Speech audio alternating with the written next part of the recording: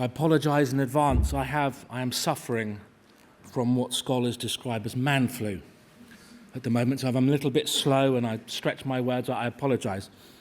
I am looking at a clock. I've got a descending clock in front of me, and it just reminded me of a joke, and I apologise if I waste some of my 20 minutes of going through this joke. This chap who goes to his doctor has not been feeling very well. He's probably got man flu like I do. He says, "Doctor, I've been feeling really, really bad recently. Can you do some tests?" Doctor does some tests. Man goes back in about 2 weeks, and the doctor says, "Well, I'm afraid it's really, really bad news. It's the worst kind of news." Chap says, "Well, okay, well, I'm gutted. How long have I got?" Doctor says, 10. He says, "What, months, years?" Doctor says, 9, 8, 7, 6. Anyway, thank you. It took a little while. That's all right. So, my name's Rob Kelly. I want to tell you a little bit, if I may, about the programme before I tell you about how I think it can help. I find myself strangely agreeing with almost everything Piers just said in his interview, and hope to touch on a little bit of that. Before we start, I want to put you in a different frame. Does anyone have any idea how much money was spent in America alone last year trying to predict weather? Shout out, any ideas? Trying to predict weather, just in America alone last year. Anyone? $500 million, any more? $3.5 billion in America last year alone to try and predict the weather, and they still do not know whether it's going to rain in Harpenden today or not. Now, the reason I mention that is A, I'm interested in the weather. I fly microlights in competitions, and B, because just about everyone that I've ever worked with in mental health views mental health and well-being in the same way that we view the weather. Most people, even the professionals, view it as very unpredictable. They view it as a multi-layered, very, very difficult to understand. We've no idea why that lady's depressed, why that gentleman has a hard time, why that lady over there's got low self-esteem. And I want you to put that completely to one side, because that's not true. It's not true at all. Mental well-being is, in fact, very, very predictable and something that's fairly easily achievable. You can all have the same level of self-belief and confidence that Piers demonstrated, and it wouldn't take you very, very long to achieve that. He wasn't born that way. He did allude to it actually a couple of times about his childhood, about his relationships, about the way he processes experiences. You can all have that same level of self-belief. So let me talk about it in that frame. Handsome devil here is me. I've been a therapist since I was about 20. And essentially I worked with victims of sexual abuse and sexual offending and trauma, one-on-one, thousands upon thousands of hours, helping people to process and dissect basically memories and experiences. They would talk through experiences they'd had, how they believed these experiences affected them, symptoms that were created and caused by those experiences, how much of that experience was left with them, this kind of stuff. This was incredibly time-consuming and painful for the people having to go through that. It wasn't great fun for me, to be honest, but it was incredibly time-consuming and painful. And if any of you have ever been through any type of therapy, you'll know it's not fun. After a short while, I started to discover, I worked in a multidisciplinary practice in Cambridge with psychotherapists and counsellors, CBT therapists, GPs. After a while, I discovered, excellent, that all paths eventually led to Rome in terms of a therapeutic outcome.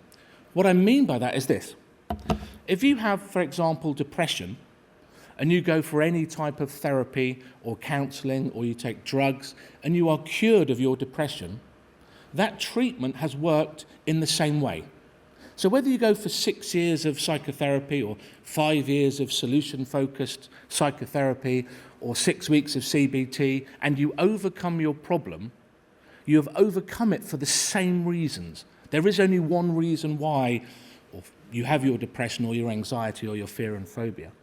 So all therapies and interventions, if they're successful, are successful for the same reasons. And those reasons are, you end up changing what we call your space, your sense of power and control over your experiences. It used to be called locus of control for those of you that are psychologically minded, but it's your sense of power and control over your experiences changes when you overcome something. When you go through therapy, when you go back and look at the car crash you had and you reevaluate it and you process it differently, your sense of power and control changes dramatically. Your beliefs change. When I first created this program 10 years ago, at first we called it Changing Limiting Beliefs, before we renamed it the Thrive program. It used to be called Changing Limiting Beliefs. Your thinking styles and your attitudes change. That's what happens when you go through any therapeutic intervention and you overcome something or you grow by going through a therapeutic intervention. What changes is your sense of power and control. The therapy or the intervention that you went through is utterly irrelevant. What happens is you change internally. You change the way you think, you change the way you feel, you change the way you behave. These are two brains. On the left is a non-thriving person. On the right is what we call a thriving person. So what we did, I got a team of researchers at Cambridge. We spent some time looking at thriving people. We spent some time looking at non-thriving people. And we tried to isolate what the differences were between these two people. We came up with only about 25 or 26 different components. The thriving person is using these 26 different cognitive components better than the non-thriving person. That's all. We've all got them. You've all got the same components. You've all got the same thinking styles. You've all got the ability to be obsessive if you wanted to be compulsive if you wanted to be a perfectionist if you wanted to be. The better you are managing those 26 components, the more you are thriving. It's really as simple as that. When we talk about thriving, a plant or animal is said to be thriving when it's doing the best it can in the environment it is. Clearly, as you heard from Piers, he needed to dig deep when the whole mirror thing happened. Okay, he needed to fall back on his sense of resilience, his sense of self-belief, his power and control, and he would have had to work really hard to keep his head above water during that time, but he did do that. So plant or animal is thriving when it's doing the best it can. Clearly, if you're lying on a beach in Barbados, it's going to take less effort to be feeling great and positive and strong than it would be if you're stuck in a dingy flat somewhere and you're going through a difficult divorce and you've got cancer.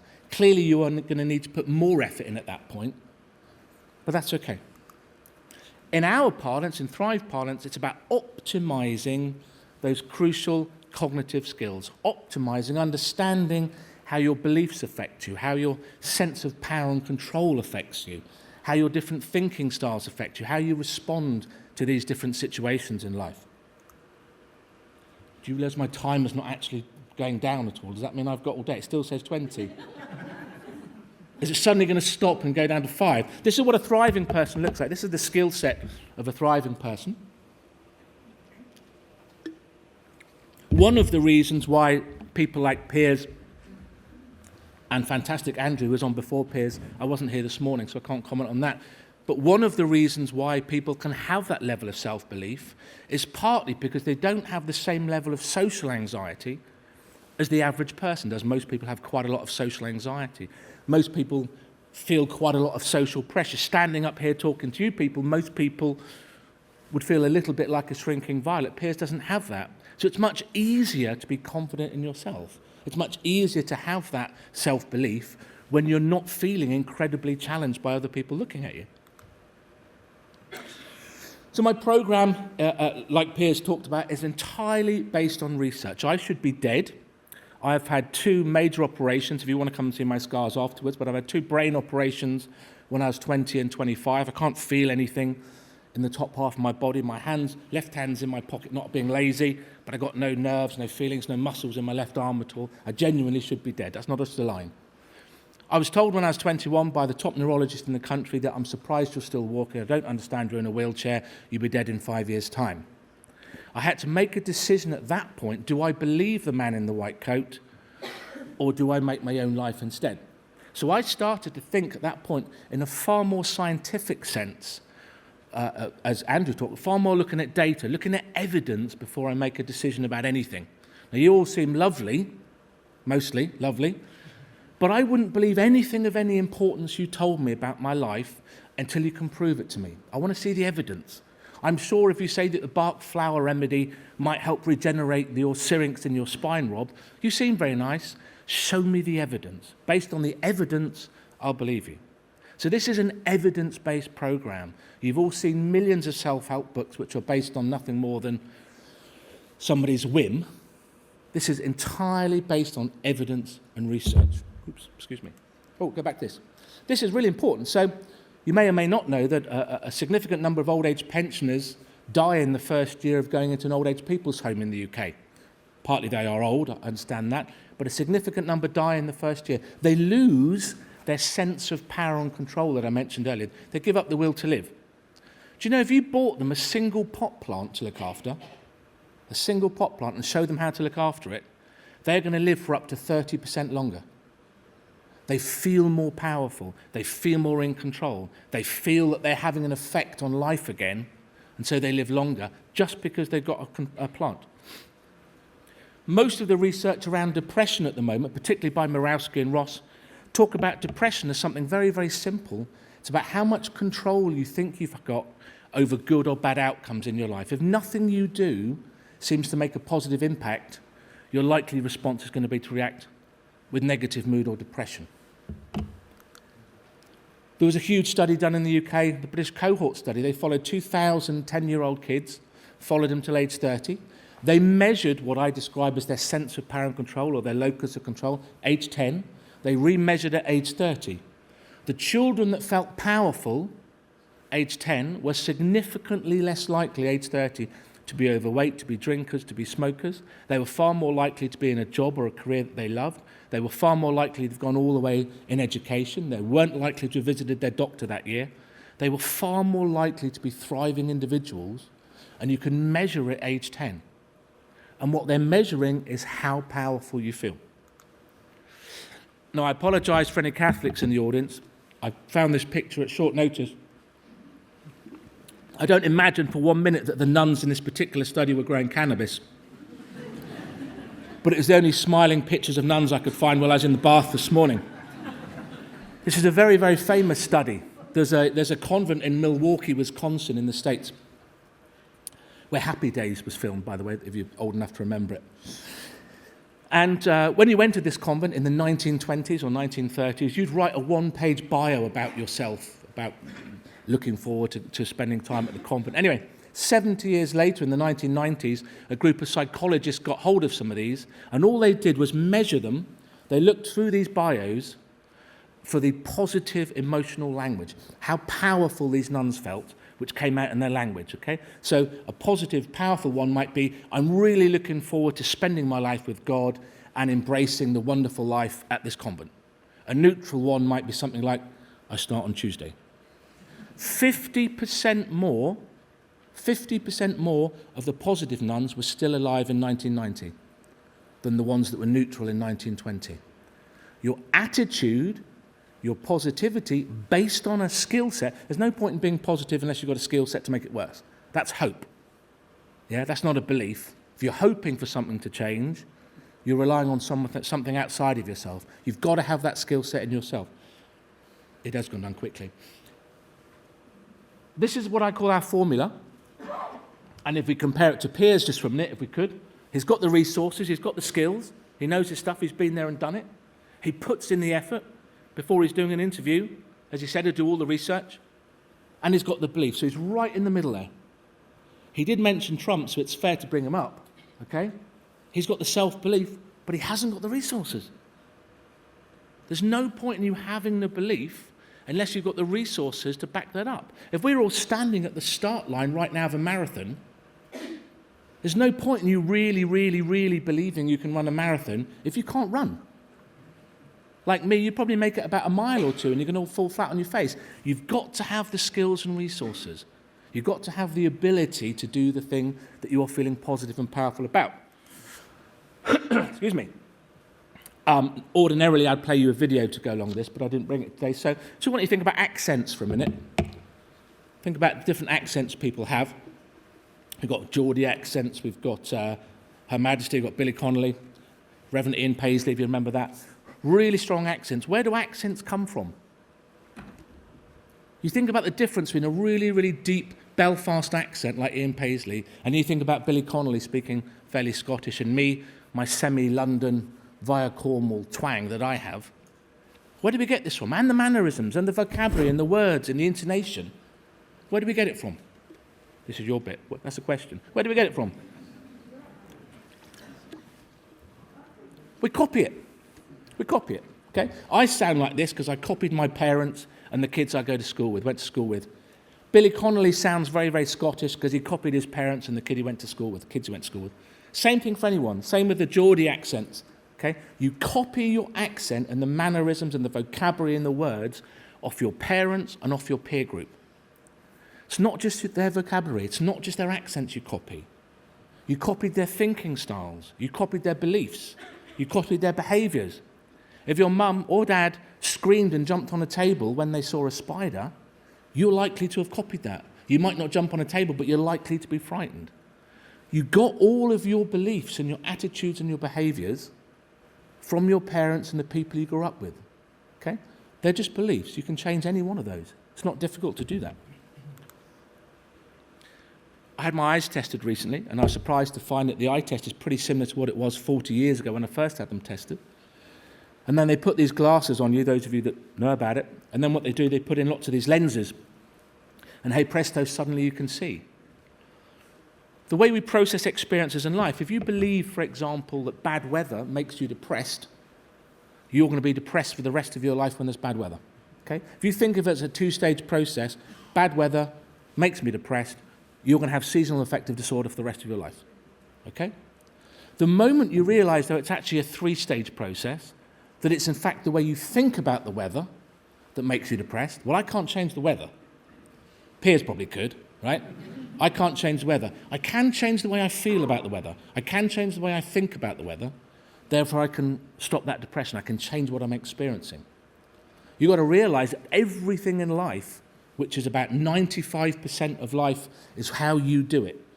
There's a saying, I think it was something like 90% of life is what happens to you, etc., etc. I think that's nonsense. I think about 5% of life is what happens to you. 95, 96, maybe even 97% is how you react to that. And that's through your various thinking styles, beliefs, and attitudes. For example, if you look at those lenses that you're experiencing in life, it might be a cognitive bias, it might be a different belief you've got, a thinking style, an attitude. If I asked you to write a short paragraph about what it's like being in this room, we'd get 100 different things. Someone would say it's really warm and small. Somebody would say it's a really big room, very airy. Someone would say it's dark. Someone else would say it's light. Excuse me. Man flu. How can that be true? The room is just what the room is.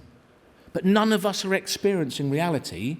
You are experiencing reality through your thinking styles, through your beliefs, through your attitudes, your behaviours, which on the whole you inherited or copied off your parents, all of which can be changed in around 5 or 6 weeks. And I'll give you an example.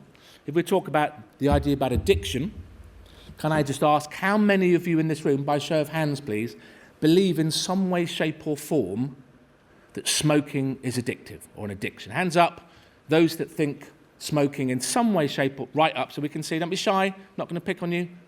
I might pick on you. Fine, about 2/3, okay?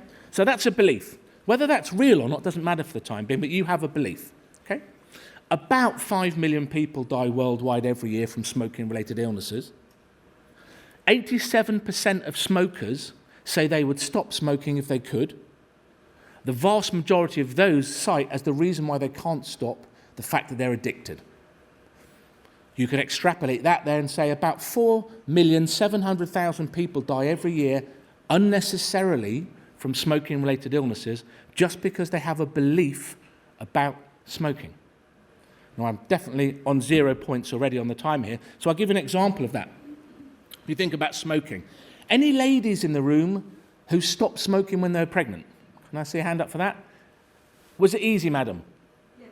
Anyone else? Lady there, was it easy? Yes. Anyone else? Was it easy? It's incredibly easy to stop smoking when you're pregnant. I'm not suggesting, clearly, it's cause and effect there, right? However, I have a bit of time afterwards, but I have got a cold, though. Might have to do it from a distance. How is it that it's incredible? Every woman in this room that stopped smoking when they're pregnant found it easy. Anyone you know that stopped smoking when they're pregnant found it easy. How is that possible? How is it possible that Catholics find it incredibly easy to give up for Lent? There's never been a single recorded case of a Hasidic Jew smoking on the Sabbath. Okay? The combined success rate of all the nicotine replacement treatments are only 14.7%.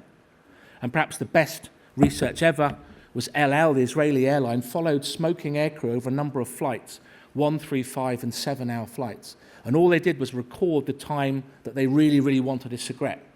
And of course, we'd all assume it's a few minutes into the flight. It was always 20 minutes before the end of the flight. Even on the 7-hour flight, the smokers didn't think about smoking for 6 hours and 40 minutes until the captain said, we've put them fasten seatbelts on, we should be landing in LA, blah, blah, blah, blah, blah. And you think, oh, we're landing soon, I'll be able to have a fag. And then you fantasize about smoking. And then once you've landed, you rush off the plane, throwing women and children to one side. You run in that room, light up, and think, God, I needed that. When in fact, you haven't even thought about it for 6 hours and 40 minutes. That's a belief. It's nonsense. It's just in your head. And the most obvious of all, you've never met a smoker in your life who has to wake up every hour on the hour during the night and have a cigarette. Or even just has to wake up once in the night and have 20 cigarettes. What, so they're only addicted during the daytime? 95% of all smokers that have ever stopped, and that's probably over 1 billion people, stop by willpower alone.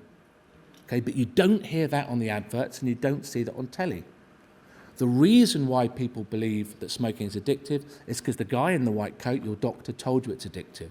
He told you it's addictive because the medical profession has medicalized anything psychological, which is why they own the psychological therapies. It's entirely based on a single experiment undertaken in the late 60s in America, where they put a load of male rats in a cage and watched whether they have the nicotine-laced solution or the sugar-laced solution. Now, you probably don't know a great deal about rats. Good. Rats are incredibly social creatures. You take them away from a family or female rats and they go a little bit funny. Okay? They put male rats in a small cage and they fed them on the nicotine-laced solution for a month beforehand. And then a lot of these rats chose the nicotine-laced solution. They decided, based on that, solely on that, that in fact smoking was addictive due to the nicotine. When that experiment was replicated a few years back, it was called Rat Park. They developed this beautiful cage full of grass and male rats and female rats and baby rats and swings and wildebeest sweeping majestically across. None of them, not one of them, went for the nicotine-laced solution. It's only a belief. And a belief is just a thought that you keep thinking. There's no such thing as a deeply ingrained belief or a very firmly held belief. It's just a belief. There are no different parts in your brain where you hold those beliefs. A belief is just a thought you keep thinking. If you stop thinking it, if you look at the evidence and take a different route, it's very easy to change that belief. And I'll give you one more quick example, because I'm well over time now. Handedness in relation to eating. Those of you that are right-handed probably have your knife in your right hand and your fork in your left, and that's your usual. You're used to that. If I said to you right now, you've got to change that, on pain of death for the rest of your life, you have to do it the other way around. How long do you think you'd have to do that for, 3 meals a day, until that felt so natural, it felt like you've been doing it all of your life? That's your part again. About 2 weeks. Something that feels really strange and difficult. I'm never going to get my head around this. This is impossible. Andrew talked about it beforehand, about how something that seems impossible, 3 weeks later they were churning out 1,000 revs a minute on their machine. These are just beliefs. And I'm running into my question time, excuse me. I left this in. This is pareidolia. It's one of these confirmation bias things. When we look at it, people see pictures and things. When you were a child, seeing faces in your curtains at the end. This is a picture of Jesus in a dog's bum. I'm sorry I left that in. I don't know why. 30 seconds. So beliefs that we have drive thoughts.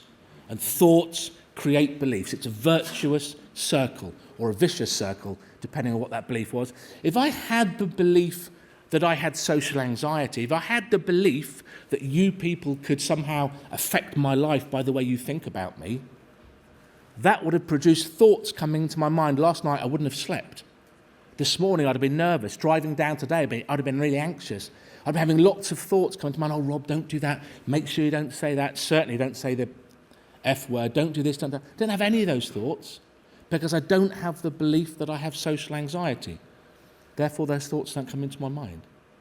The unhelpful thoughts you have about low self-esteem, about low self-efficacy, they are driven by a belief that you have. And a belief is just a thought you keep thinking. I'm just going to try and look at my last few slides. You don't want to see that. It takes too long to do that one.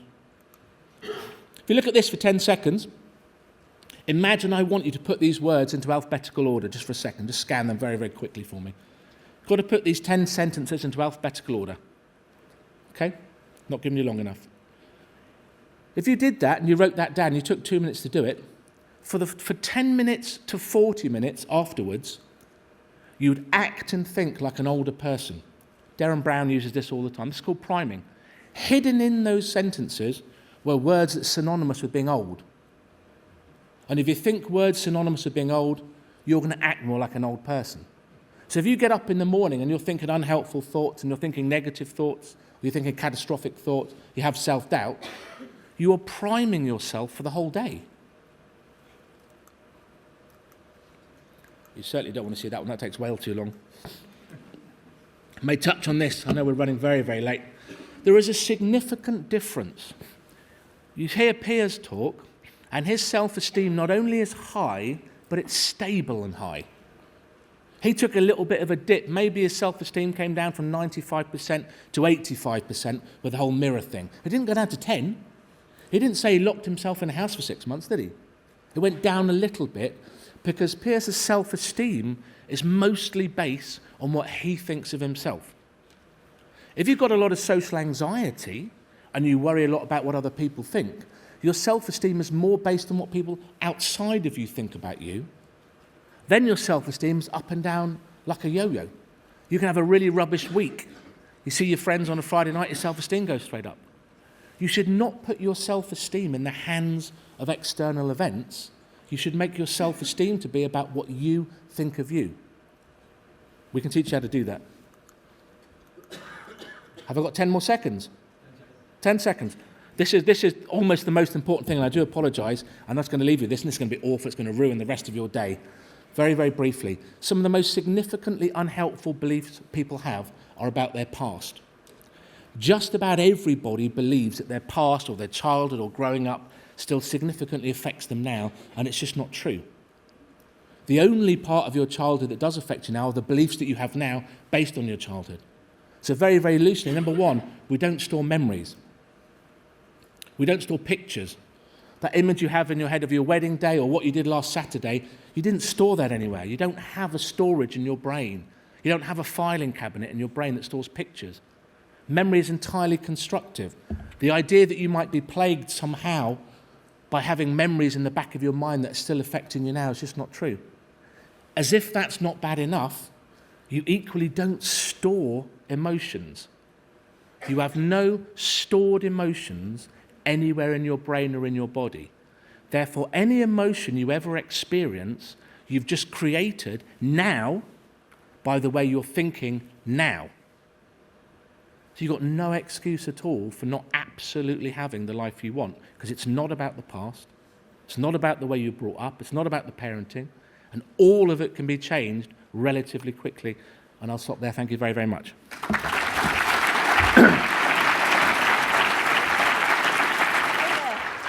Got time for one question if you stay there. That was truly fascinating and a lot to take in, I agree, in your run over time of whatever it was, 20 minutes or something. Lots of questions from people, so I'm going to wrap them into one big fat one if that's all right with you. What do you think of the recent surge in mental health awareness? Is it due to better research and a new culture of acceptance, or is it due to a new generation of sensitive snowflakes? Are there any ways to improve self-esteem and have long-term self-belief? And can everyone talk themselves round, if you like, or is it a bit like hypnosis, where some people think they're not susceptible to these messages? And that's one question, you said? Well, there was a fat multiple one, yes. Okay, I see why he retired from working with you. First of all, anybody can learn these skills. Okay, it's very, very simple. We work in schools, businesses, organisations, charity. We're working in Africa, we're working in Malawi, we're working all over the place. Anybody can learn these simple skills to change the way you think about something or to look at your beliefs and challenge your beliefs, like the smoking thing, okay? Hands up quickly, based on a simple conversation we had, who still believes that smoking's addictive? Yeah, next to nobody. See me afterwards, lady with the blonde hair. Okay? So first of all, a little bit of education, looking at the data, looking at common sense stuff, can change a belief very, very quickly. So it's about finding the right evidence, the right data. Both Andrew said that and Piers said that. So anybody can do this. Anybody can learn the skills necessary to thrive. The whole idea of the snowflake generation I do actually agree with, and we had it earlier on, we had it with the millennials. At the moment, you are a product of the way you were brought up, not just by your parents, but in the society you grew up with. I was doing a gig yesterday at Siemens, okay, the engineering company. You can't even go for a pee at Siemens HQ without there being 10 signs about washing your hands, not opening the door, not catching anything in your zipper, not doing this, using the soap correctly, blah, blah, blah. It's incredible, a very, very nanny state, and people are getting very anxious because of all these messages. What was the first part of the question? Put my glasses on. I'm new to this glasses malarkey as well. What do you think about the recent surge in mental health awareness? Is it due to better research and a new culture of acceptance? No, and I don't like it either, to be honest. Right. First of all, talking about mental health doesn't do anything. Okay? I'm glad it's happening, but talking about it doesn't do anything. Now, if we had fantastic mental health services in the UK, which we don't, do you know the target for IAPT services, CBT, in the NHS, by the way? Anyone get any idea? The target, the goal that you aim for is 50%. That's not everyone gets 50% better. IAPT services on the NHS, they aim to help 50% of people that come to them. So if you all get referred by your GP this week for stress, anxiety, depression, we're already going to throw 50% of you back into your normal life and try and help the rest of you and move you forward a few points. And even then, we're not talking about curing your depression, curing your anxiety, curing your stress. We're talking about giving you some skills. They are talking about giving you some skills to cope a little bit better. So I don't think it's helpful. I don't think it's particularly helpful just talking about it. What we need is some significant investment into things like My Thrive programme, obviously, but other programmes equally well, that actually give people the skills to make significant differences in their lives. Rob, thank you very much indeed. Thank you very, very much. Thank you.